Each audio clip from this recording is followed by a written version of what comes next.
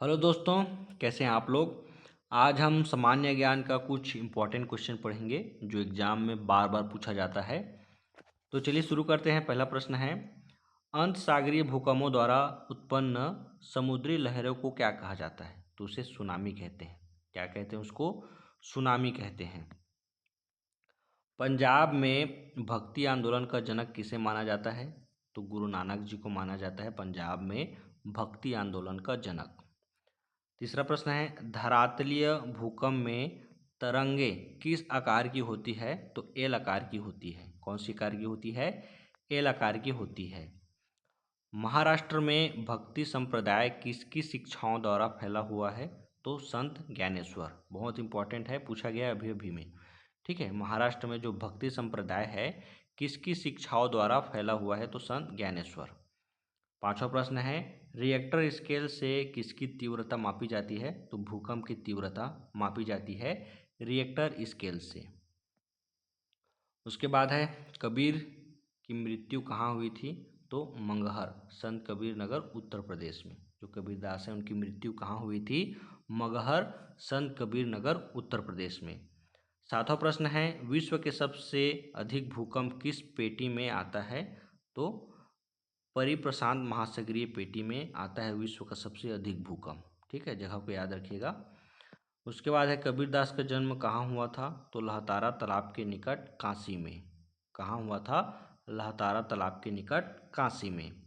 Tsunami किस भाषा का शब्द है? तो ये जापानी भाषा है। सुनामी बोलते हैं ना, सुनामी आ गया, तो ये किस भाषा का शब्द है? जापानी। भक्ति आंदोलन के प्रतिपादक कौन थे? तो रामानुज आचार्य। ये भक्ति आंदोलन के प्रतिपादक थे रामानुज आचार्य।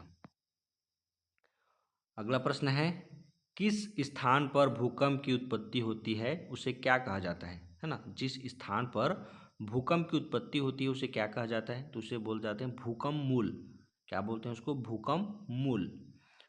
उसके बाद है, भूकंप में तेज गति से आने वाली तरंगों का औसत वेग कितना होता है? तो 8 मीटर प्रति सेकेंड होता है। ठीक है। 13वां प्रश्न है, भूकंप की दृष्टि से कौन सबसे खतरनाक सागर है? तो प्रशांत महासागर। ठीक है, चलिए आगे बढ़ते हैं। उसके बाद है, भक्ति आंदोलन को दक्षिणी भारत से लाकर उत्तर भारत तक प्रचारित करने वाले व्यक्ति कौन थे? तो रामानंद। ठीक है, जो भक्ति आंदोलन था वो दक्षिण भारत से लेकर उत्तर भारत तक प्रचारित करने वाले व्यक्ति कौन थे? रामानंद। ठीक है। उसके बाद है, प्रशांत महासागर के कितने प्रतिशत भूकंप क्षेत्र को अग्निवलय कहा जाता है? तो 68% को। ठीक, आगे बढ़ते हैं। उसके बाद है, भूकंप मापी यंत्र के अनुसार एक वर्ष में सामान्यतः कितने बार भूकंप आते हैं? तो कितने बार भूकंप आते हैं एक वर्ष में? सामान्यतः 8,000 से 10,000 बार आता है। ठीक, उसके बाद है, सुनामी के आने की मुख्य कारण क्या होते हैं? तो भूकंप। ठीक है, सुनामी के आने का मुख्य कारण होता है भूकंप। उसके बाद है, कबीरदास के गुरु कौन थे? रामानंद। भूकंप की कौन सी घटना धरातल पर घटित नहीं होती बल्कि जल में होती है? तो सुनामी की। ठीक है, बहुत इंपॉर्टेंट क्वेश्चन है। उसके बाद है, भूकंपीय तरंगों को मापने के लिए किसका प्रयोग किया जाता है? तो सिस्मोग्राफ का प्रयोग किया जाता है। ठीक, धरातल पर जहाँ सर्वप्रथम भूकंप का अनुभव होता है उस स्थान को क्या कहते हैं? तो उसे बोलते हैं भूकंप अधिकेंद्र, है ना।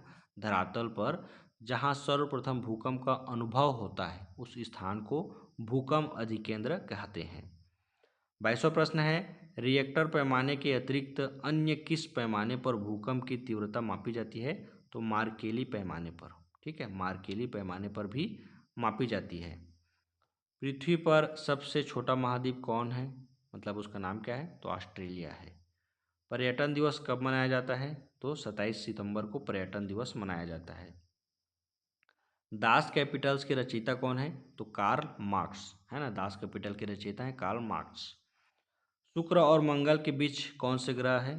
तो पृथ्वी। ठीक है, शुक्र और मंगल के बीच कौन सा ग्रह है? पृथ्वी। ठोस कार्बन डाइऑक्साइड को क्या कहा जाता है? तो शुष्क बर्फ को कहा जाता है ठोस कार्बन डाइऑक्साइड को। 28वां प्रश्न है, किस राज्य में आपातकाल घोषित करने का प्राधिकार किसे है? तो राष्ट्रपति को, है ना। किसी भी राज्य में अगर आपातकाल घोषित करना है तो उसका अधिकार है राष्ट्रपति को। 1911 में बंगाल विभाजन को किसने निरस्त किया था? तो लॉर्ड हार्डिंग ने निरस्त कर दिया था 1911 में बंगाल विभाजन को। तीसरा प्रश्न है, सभी मजबूत हाइड्रोजन बांड में क्या पाया जाता है? तो H2O, जल पाया जाता है। ठीक है। भारत छोड़ो आंदोलन के समय कांग्रेस के अध्यक्ष कौन थे? तो मौलाना अब्दुल कलाम आज़ाद। ये कौन थे? भारत छोड़ो आंदोलन के समय कांग्रेस के अध्यक्ष थे मौलाना अब्दुल कलाम आज़ाद। उसके बाद है सीडेराइड, किसका इसका है? तो लोहे का है सीडेराइड। ताप और विद्युत का सुचालक अधातु क्या है? तो ग्रेफाइट है, ताप और विद्युत का सुचालक। उसके बाद है एलोरा का गुफा कहाँ स्थित है? तो महाराष्ट्र में एलोरा का गुफा। एलोरा की गुफा का निर्माण किसके शासनकाल में हुआ था? तो राष्ट्रकूटों के शासनकाल में हुआ था। कांग्रेस का प्रथम विभाजन कहाँ हुआ? तो सूरत में हुआ था कांग्रेस का प्रथम विभाजन। ठीक है। उसके बाद है पंचतंत्र के लेखक कौन है? तो पंचतंत्र के लेखक कौन है? विष्णु शर्मा। उसके बाद है हजरत बल मस्जिद कहाँ स्थित है? तो ये श्रीनगर में स्थित है। ठीक है। भारत का राष्ट्रीय फल, तो भारत का राष्ट्रीय फल क्या है? आम। पल्लवों की राजधानी कहाँ थी? कांचीपुरम में थी पल्लवों की राजधानी। ठीक। उसके बाद है स्फूर फ्लैश बल्ब के तार का निर्माण किससे किया जाता है? तो तांबा से किया जाता है। उसके बाद है रेल बजट को सामान्य बजट से कब अलग किया गया था? तो 1924-25 में रेल बजट को सामान्य बजट से अलग किया गया था। तुरंत ऊर्जा के लिए खिलाड़ी को क्या दिया जाता है? तो कार्बोहाइड्रेट दिया जाता है तुरंत ऊर्जा के लिए। कौन सा विटामिन सी जल में घुलनशील है? तो विटामिन बी और सी, ये क्या है? जल में घुलनशील है। उसके बाद है खजुराहो के मंदिर को किस शासक ने बनवाया था? तो चंदेल के शासकों ने बनाया था खजुराहो के मंदिर को। गन मेटल किसका किसका मिश्रण होता है? तो तांबा, टीन और जिंक का मिश्रण होता है गन मेटल। विश्व का सबसे लंबी नदी कौन सी है? तो नील नदी है विश्व की सबसे लंबी नदी। भारत का नेपोलियन किसे कहा जाता है? तो समुद्रगुप्त को कहा जाता है भारत का नेपोलियन। उसके बाद है राजा समुद्रगुप्त किस वंश के थे? तो गुप्त वंश के थे राजा समुद्रगुप्त। थॉमस कप किससे संबंधित है? तो पुरुषों की बैडमिंटन से संबंधित है थॉमस कप। कीबोर्ड किस प्रकार की डिवाइस है? तो इनपुट डिवाइस है कीबोर्ड। उसके बाद भारत का सबसे ऊंची चोटी का नाम क्या है? तो K2 है भारत का सबसे ऊंची चोटी।